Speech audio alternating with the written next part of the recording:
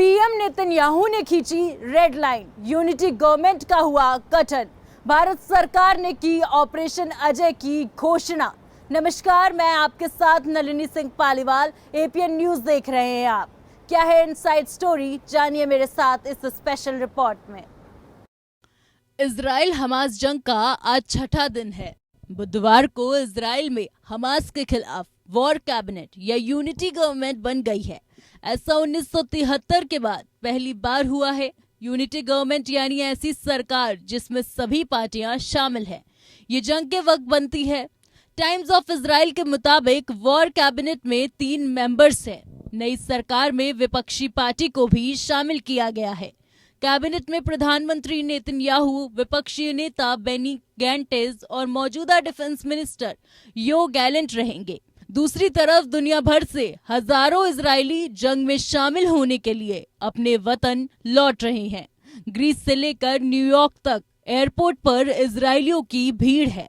Israeli media के मुताबिक सेना ने रिजर्व सैनिकों की संख्या 3.60 लाख कर दी। इसीलिए इजरायलियों में घर लौटने की होड़ मची है। बुधवार को इजराइल ने रात भर गाजा पर हमले किए, जिसमें करीब 51 फिलिस्तीनियों की मौत हो गई। 7 अक्टूबर से शुरू हुई जंग में अब तक 2327 लोग मारे जा चुके हैं।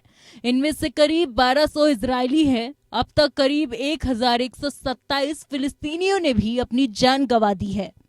इसी बीच भारत सरकार ने इजराइल में फंसे 18,000 भारतीयों को निकालने के लिए ऑपरेशन अजय की घोषणा की। इसके लिए आज पहली फ्लाइट रवाना होगी। इस दौरान इंडियन नेवी भी मदद के लिए तैयार रहेगी।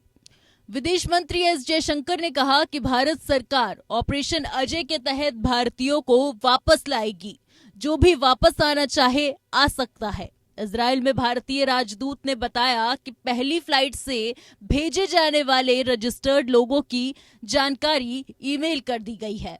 अगली फ्लाइट के लिए अन्य रजिस्टर्ड लोगों की जानकारी भेजी जाएगी। तेल अवीव स्थित भारतीय दूतावास के मुताबिक इजराइल में मौजूद सभी भारतीय फिलहाल सुरक्षित हैं। इजराइल पहुंचे भारतीय पर्यटकों ने दूतावास से सुरक्षित निकाले जाने की अपील की।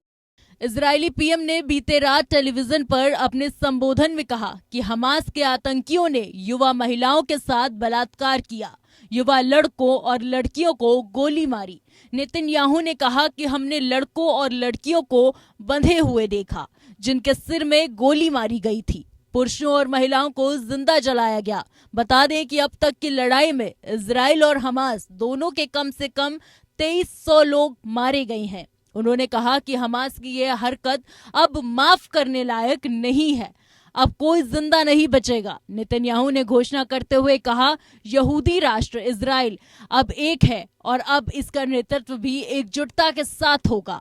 हमास को आईएसआई से भी घटिया कहने के बाद नेतन्याहू ने शनिवार को आतंकियों द्वारा किए गए अत्याचारों का जिक्र किया, जिसमें लोगों को जिंदा जलाने की बात सामने आई है। उन्होंने कहा कि इजराइल में हर परिवार किसी न किसी तरह से पीड़ितों के परिवार से जुड़ा हुआ है। हम अपने घरों के लिए साथ मिलकर लड़ेंगे।